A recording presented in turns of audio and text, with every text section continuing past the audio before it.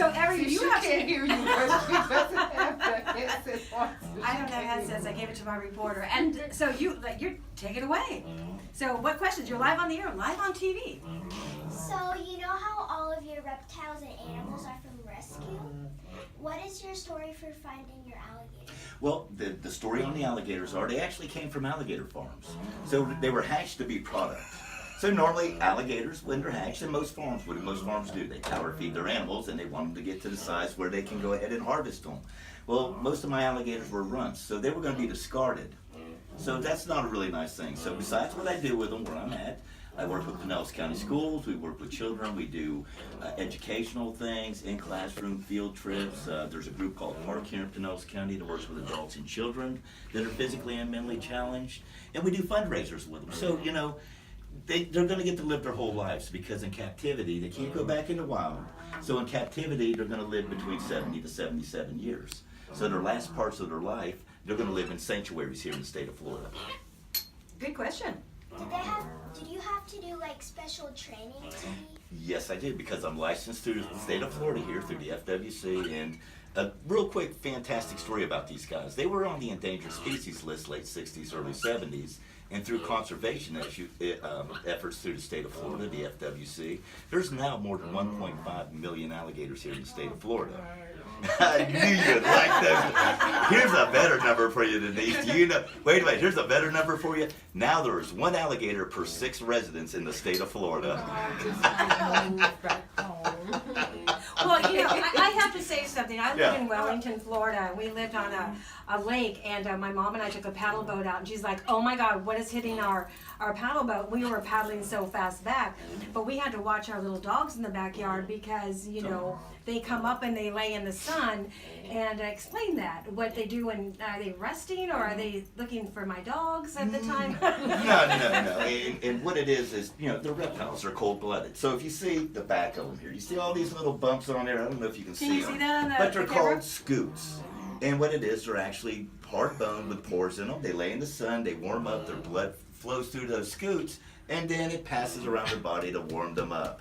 They're not waiting there for your doggy to walk by. Okay. Now, they are opportunistic feeders. So they are going to, if something does walk by, They may do it. It might be lunch. So also ask him about what his place is all about. Yes. So can you tell us a little bit about like what you do in your alligator attraction place? Okay, I have over 180 animals. Like I said, the alligators, tortoises, reptiles are rescue animals. And so it's just an experience to come in and see the animals. Like I said, you've heard of different groups we work with. We do fundraisers with them. But it's mainly working in ecotourism, which that way it gives everybody kind of a look of the different animals we hear up in our state that are actually natural or invasive species. So we're doing a fundraiser for my ticket to go home. If all of us, let's see, if it works out right, if all of us give $25 to hold alligator with a picture, we'll That's have a enough one-way money for ticket, your, right. we got your plane ticket. That's right. We got your plane ticket. I don't want to see you leave. I want to see you hold an alligator. And if we do a No. survey on air, I bet you we can get everybody to vote to see Denise hold the Okay, well, alligator. see, you know what? That's a vote wasted in vain. Well, the only thing that happened was when I held an alligator, it was a 50-pound, and it kind of did a little tinkle on me, and then he called it Gatorade. Well, Gatorade. Where do you think Gatorade comes from? I won't be drinking anymore. So what else would you like to ask him? So I know you have alligators and pigs. What other animals do you have? I have freshwater, saltwater tanks, stingrays, lionfish. Also, I have tortoises. My biggest tortoise is what they call an African spur-thigh tortoise. He actually weighs 110 pounds. He's been with us for about 6 years now, and he came from an abandoned tortoise farm. And their hours of operation, where are they at? Our hours of operation during the week is between 10 a.m. to 7:30, except for on the Friday and Saturday night, we're open till 8 p.m. That's all the questions I have. Well, you know, it's really exciting. You were telling me that you're putting together a youth expo or something with the youth over there as well. You're Yes. working on something for them? Yeah, we're actually, like I said, we work with Park, and we've been doing things with more schools out there, and we're accredited now with Pinellas County Schools. So, and like I said, these guys have been around 150 million years. They're our official state reptile. the numbers, and it's just educating people on what's in their backyard. Right. Well, and that's important. And you know, what happens if they see a small one like that? Will that hurt them? The best thing to do with alligators is stand clear, especially this time of the year.